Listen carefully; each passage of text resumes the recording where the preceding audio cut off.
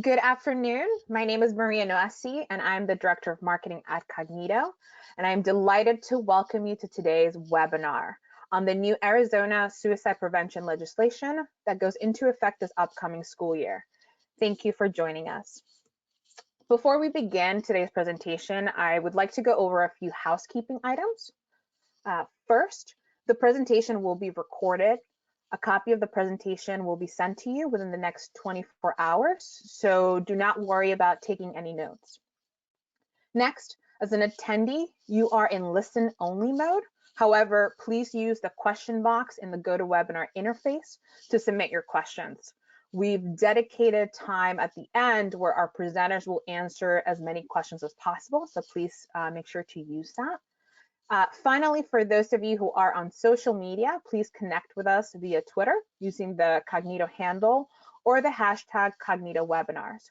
You can also sign up for any of our upcoming webinars or view our on-demand webinar library by visiting cognito.com/webinars.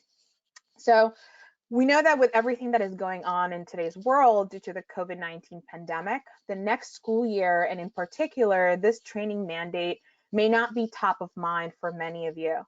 So to learn more about where each of you are currently and to share with the audience, we're going to launch a poll question. So if you can take a moment and come back to your screen and share with us. The question is, where in the process is your district in responding to the new suicide prevention training mandate? Are you far along, just starting out, have not started, or not sure? So if you can come back for a few seconds and just share with us on the screen where you are in the process. I'm going to give you a few more seconds to respond, and then I will go ahead and share the results with the group.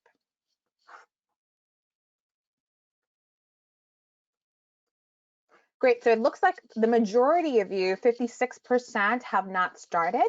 So this is a great conversation to have today and learn a little bit more about the mandate, the requirements, how districts are responding to it already, and a little bit about how Cognito can help you meet your needs. So thank you for sharing. For the 33% of you that are just starting out, welcome again. I think a lot of this content will be relevant. 11% of you are not sure, and not surprisingly, 0% are far along. So I think you are joining a good conversation today. So without further delay, I'd like to introduce today's presenters. We are joined by Caslin David, who is a Community Linkages Manager at the Mariposa Community Health Center in Santa Cruz County. And we're also joined by Dawn Bornheimer, who is the Regional Director of Education Partnership at Cognito. I want to welcome both of them, and I will now hand it over to Dawn, who will get us started with some of the highlights from SB 1468. Dawn, take it away. Thank you, Maria. Thank you guys so much for joining us today. We're going to talk a little bit about Senate Bill 1468 and what it means for your district. On the screen, you'll see the specific language that is outlined, and basically, essentially what this law is asking us to do is it requires school personnel to receive suicide prevention training to help identify the warning signs of suicidal behavior in their students and apply appropriate interventions and referral techniques. And so as we move through the presentation today, we're going to talk a little bit about how what we do at Cognito can be complementary and supplementary to those efforts.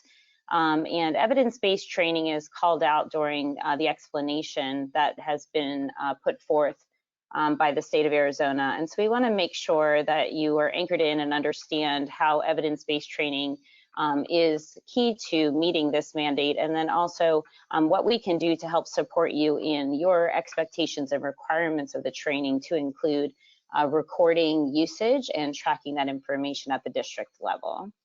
The Arizona Healthcare Cost Containment System Administration did make these lists of providers available to you, and I do believe that they have that publicly available on their website, along with some frequently asked questions. So if you have any additional questions regarding that language that has not been provided in the webinar, you can feel free to reference those sites, and we can include that in the follow-up for you.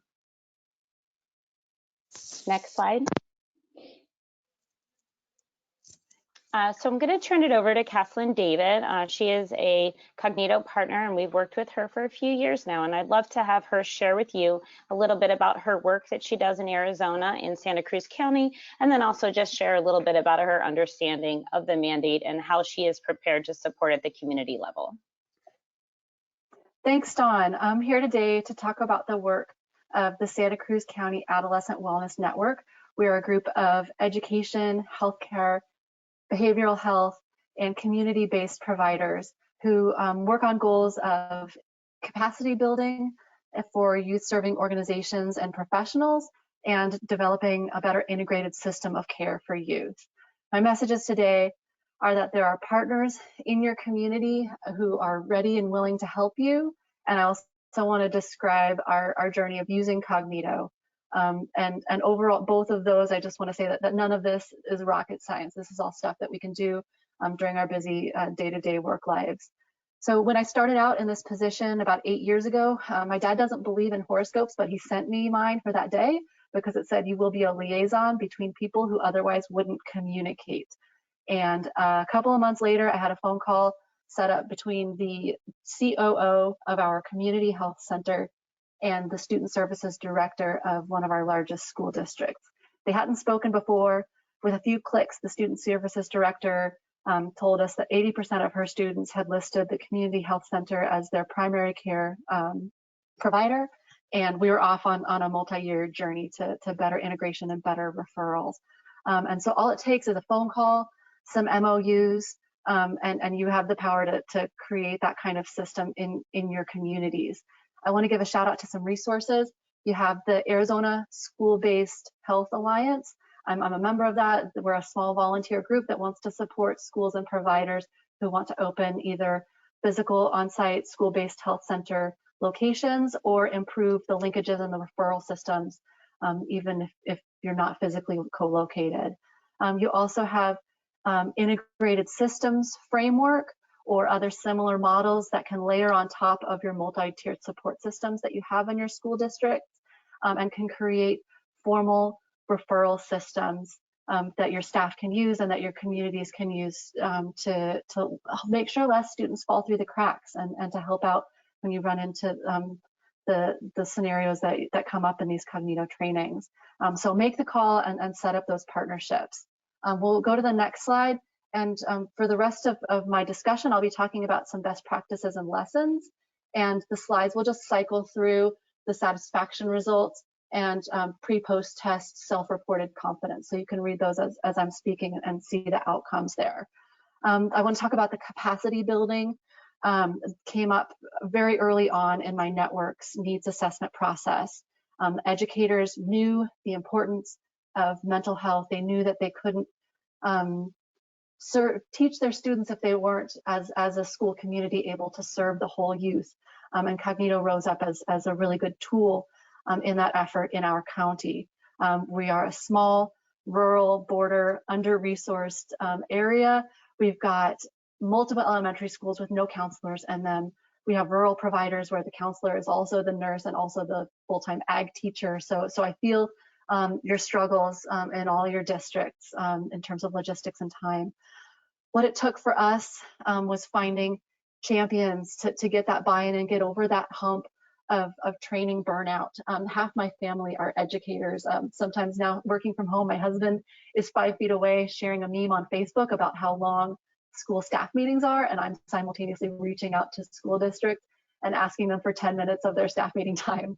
And so I know that's a challenge. If early on in the process, you can get a champion, you can get your most skeptical person on staff or the best leader in a particular group to be on board, to feel special, to take the training as a pilot, they love it, and they're quickly showing those 100% satisfaction responses and eager to make sure that their colleagues get the trainings as well. So then into the logistics, we try to get a captive audience together, get that cheerleader up there.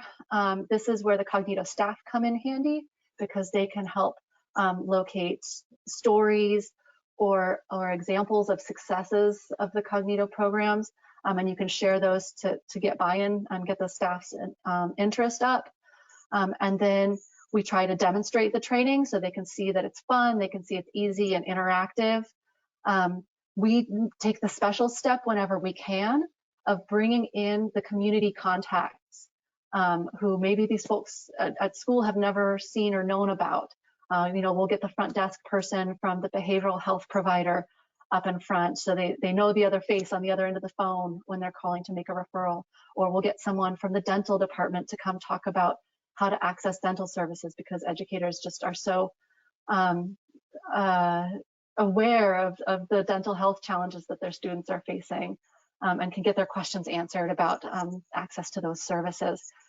So we've got that kind of face-to-face meet and greet model going on as well. And then we can break out and send the staff off into the computer lab or off to their own rooms with deadlines for completing the trainings. And this is where the Cognito resources come back in handy again. You've got usage reports that can help find out who has completed and who hasn't, so you can follow up with folks with a reminder to finish that training. And we're getting back the survey results and the pre-post test results as well. So the staff is there for the front end, creating the flyers, creating the instructions, helping anticipate challenges and plan, and then they're there on the back end to make sure that everything gets completed the way that we hope and we want it to. And so that's my story of our journey with Cognito. You can see some of the things that our educators have said. They like the fact that you can choose the wrong answer, not wrong, but you can choose a less compassionate or a more challenged answer and see the outcomes of that, and then back it up and use the lessons to choose better responses to the students. It makes the lessons stick for them, and they appreciate just learning how to navigate these challenges that come up every day, and it helps us serve the whole student. So thanks for your time, and I look forward to questions.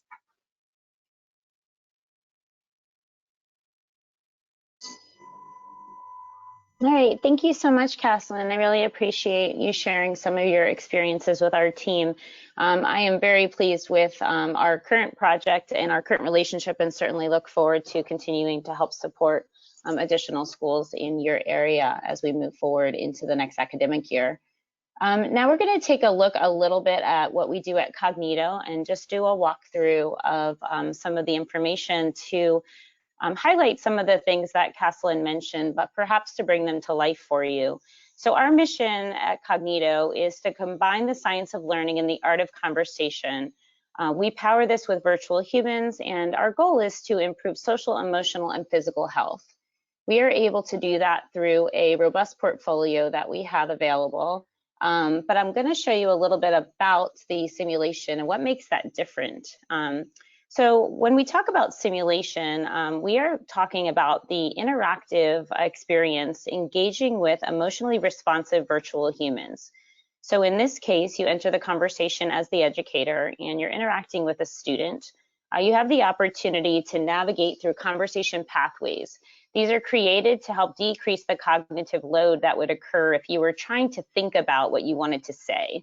And it offers you the opportunity to select from options such as engage in small talk, respond with empathy, reflect back, discuss a scenario specifically related to the case that you're going through. So there's a couple different opportunities, and as you select those choices, you'll see that the emotionally responsive avatar student will respond to you, and you'll be able to decide based on the coaching feedback you're receiving by the engagement meter at the bottom of the screen, whether or not you want to continue down that pathway, or perhaps whether you want to undo one of those decisions. And as we all would wish in life that we could undo a conversation decision, in this case, you get to learn from what you're doing. And so as Caslin mentioned, teachers seem to be really happy with this option. You have the opportunity to back out of the conversation and kind of re-engage when you realize, I didn't actually intend on using a close-ended question or a yes or no question. Perhaps I want to use something more open-ended, and you have the opportunity to do that and see how the student responds differently.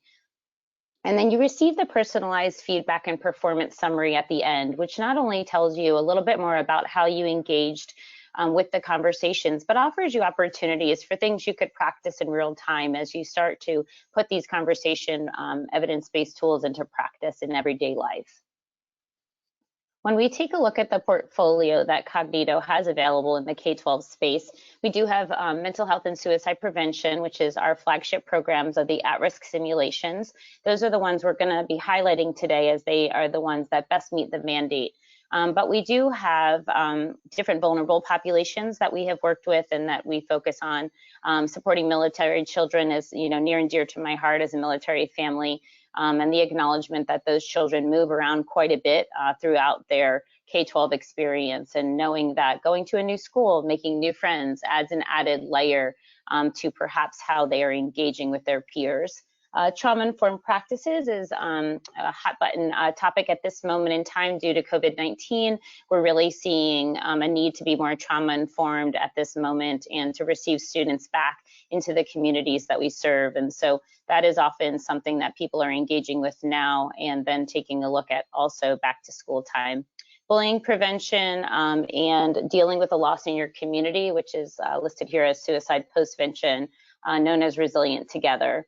We've done some other projects with Native American communities, and we've taken a look at trauma-informed policing and with tribal youth as well. And so there are some really unique offerings in our portfolio.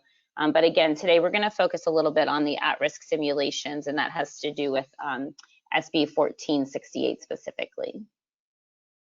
So here is a screenshot of essentially the 3 different conversations that are within our at-risk for middle school educators. We have at-risk for pre-K, elementary, middle, and high school.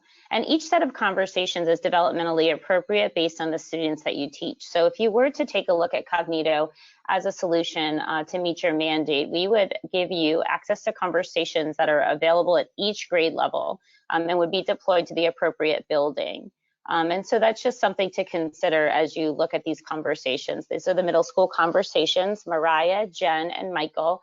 Today, we're going to take a look at Michael's conversation specifically as a demo, just so that you can have an opportunity to experience a little bit about what Cognito is and isn't, and then experience some of the conversation. So we're just going to take a little bit of a tour through the simulation, make a couple decisions, so you have the opportunity to experience it.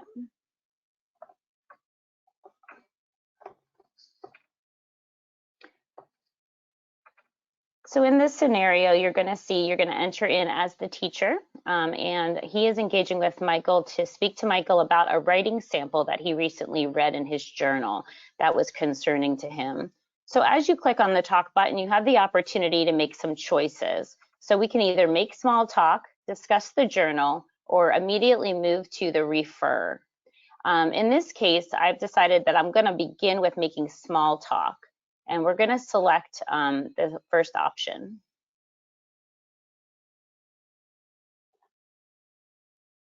Oh, I hadn't heard that. Yeah, it met too early in the morning. I was too tired. Well, how's basketball? Oh, I'm not doing that either. It wasn't fun anymore. So this is Coach Jackie. She's going to be giving us feedback as we proceed through the conversation. In this case, she's, giving us feedback that Michael may be withdrawing from some of his activities as a sign of some stress that he may be experiencing. So it's interesting that we notice this, and perhaps we can build off of it. So our next option, we can go ahead and take a look at the talk choices. And if we can paraphrase, we can make small talk, continue that small talk, or we can discuss the journal or refer. In this example, we're going to move through and choose to paraphrase and see how Michael responds. So the teams and clubs you joined weren't as fun as you thought they'd be. I was just thinking about it. They don't really need me on yearbook, and I'll never be good enough for the NBA. So what's the point? So this is one of my favorite features within the Cognito simulations. You have an opportunity to hear what Michael is thinking. So we're going to click on that speech bubble and listen to Michael's internal dialogue. So with Michael's internal dialogue, that gives us a little bit more information than perhaps we would have in a normal conversation. Although we read people's body language, we don't always know exactly what they're thinking. So this feature gives us an opportunity to make certain choices. If you look at the bottom of the screen, there's an engagement meter as well. And that engagement meter is just giving us a little bit of feedback around Michael's comfort in the conversation. So now let's take a look and see if we engage Michael specifically about his journal. You know, I read your journal today, and it seems like you have some pretty serious things on your mind. Sounds like your uncle's been pretty sick with cancer, and that's been hard for you to handle. Oh man, yeah, that's been rough. So we took an opportunity to engage with Michael, and so far he's not shutting down. He seems to be open to talking. So let's see if we could get a little bit more information from Michael regarding his uncle. And you have two choices here. Oh, he's awesome. He takes you to ball games. He comes to your games. He's really funny, and he's always helping everybody in our family out. Worrying you might lose somebody that close to you, that can be one of the hardest things to go through. Well, it's just that he's so good. Why does something like this have to happen to him? It's just not fair. So if you take a look at the feedback at the bottom, we have some advice from our virtual coach. Let's see what Jackie says now. She's giving us, positive feedback. Good job. Asking the open-ended question, what is your uncle like? Encourage Michael to share his thoughts with you. So Michael, as you can see his body language, he's looking up, he's making eye contact, and he's engaged. So you would continue this conversation with Michael, and the goal would be to help crosswalk Michael to the counselor. We do want to make sure that he is connected with a safe person in the building, but at this time he's starting to trust his teacher and really engaging and building that rapport is the benefit of having the conversation prior to immediately making the referral. So we're going to close out the demo, but as you can imagine, with each of these conversations, you have an opportunity to navigate them in several different ways. So each educator that completes a simulation may have a different experience. And so one of the beautiful things that we offer is the opportunity to do some follow-up discussions. And we'll talk a little bit about that as part of the client success support that Cognito offers. Before that, I do want to just share with you that we do have some evidence-based research that is available for those of you that are interested in learning more about our gatekeeper behavior scale, perhaps how others are using Cognito, and how do we measure self-efficacy. All of this information can be found in the research that is publicly available on our website. We also listed a couple options here. And additionally, we've done a beautiful job with our marketing team to put together some digestible blog posts that call out some of this information. So I would encourage you to take a look on our website at that information at another time, and perhaps that'll help you to understand why this experiential learning is a great opportunity for everyone to build their confidence around these skills. So as I mentioned, along with Cognito's support of the simulation, we do want to make sure that you're able to track the usage data. So for each educator that completes the simulation, we want you to be able to not only understand what that experience was like for them through our surveys, but also the opportunity to track for the mandate. Our client success team will offer you templates and materials to make this as turnkey as possible for you to share out in your district. And we do customize local resources, such as Casslin's recommendations and her office as an example. There's going to be a lot of community resources in your immediate district, in your community, and perhaps that are already available on your website that we want to make sure get directly linked to the Cognito simulation. And so under the resources section within the simulation, we would list those customized local resources. Next slide. So this is how we take a look at implementation. So this is referred to as the Implementation Academy. And essentially what we do is we want to make sure that everyone is trained and feels that they truly understand what is being asked of them, and that we want to be supportive from the top down. And so we take a look at the rollout at a district level, so identified key points of contact at the district level, and then we take a look at who do we need to know at the site level, at the school level, and then the individual teachers and staff that are required to complete the training. And it's very important to us that everyone has the information and understands what's being asked of them, and of course, how to best apply this in their everyday work. So we have a client success team that will manage this implementation with you, and of course we'll plan all of the rollout strategies, get your approval, and then move through the implementation. In this time, we are doing these all fully online, and if and when everything is open back up, we would certainly be more than happy to plan a visit out to your district as well. So the usage reports are made available a couple different ways. At this case, we're not necessarily looking at the state summary, but we would be looking at the district level and the school level and individual users. And with the mandate, it's very important, and it is the district's responsibility to be tracking all of this information. And so for you to be able to access an admin portal and or to have the Cognito representative pull these reports together for you and provide you with a summary, I can imagine will make this much easier for you. And that is a service that is included with a subscription to Cognito. And here's an example of the customized local resources that I mentioned. So we would use your input, your content, where you believe that you should direct people that recognize these signs of distress in their students to make sure that they have readily available to them the most relevant information to your community. And so we will customize these pages for you based on your district, and they will be embedded directly into the simulation for ease of access for your staff. And lastly, I just want to thank Caslin so much for joining us. I know we may field a few questions in the last few minutes.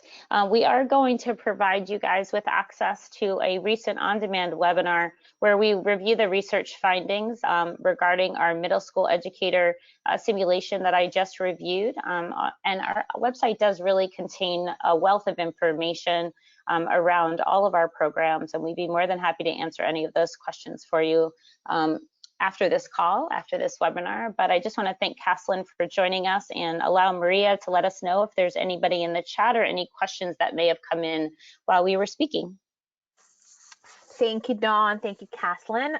Yes, as a reminder, we have a couple of minutes left, so I welcome folks to submit questions through the interface. Dawn, the one question that has come up a couple of times is in regards to pricing and how can a district think about in terms of implementing this training in terms of a pricing structure. How does that work? Yeah, so we have some really unique opportunities. It is a volume-based pricing model, which essentially means that if we took a look at the size of your district and the number of full-time educators, we would be able to provide you with a quote, but we do recommend that you actually deliver the training and make it accessible to every adult that works with a child. And so according to the mandate, you are required to have it, all of the full-time personnel complete the simulations, but I would also encourage you to think about the school bus drivers and think about parent volunteers and other individuals that will interact with your students that may be supporting you on a day-to-day basis or a weekly basis that could benefit from the training. So at a district level, it would be unlimited usage once we provide you with those quotes. The other thing I would like to mention is that there have been a couple of inquiries we've received where districts are coming together and looking to receive information on pricing for a cluster of districts. So if there are neighboring districts that want to come together and to look at a Cognito contract as a means of spreading out the cost and perhaps taking advantage of a larger volume-based pricing model, we certainly can look at that. I've had a couple of conversations already, and I think that's a really unique way of coming together and also just sharing on the cost to spread things out a little bit. Awesome, great. So with that, I want to be mindful of everyone's time. I want to thank everyone who joined us today. We are going to follow up with the recording, the slides. We're also going to give you a link to the simulation that you saw a demonstration of so you can experience it for yourself, and additional resources from the research that was mentioned also. I also want to thank Caslin for your time, and Dawn as well. Thank you for our presentation and spending the last 30 minutes with us. Enjoy the rest of your week and stay safe out there. Thank you all.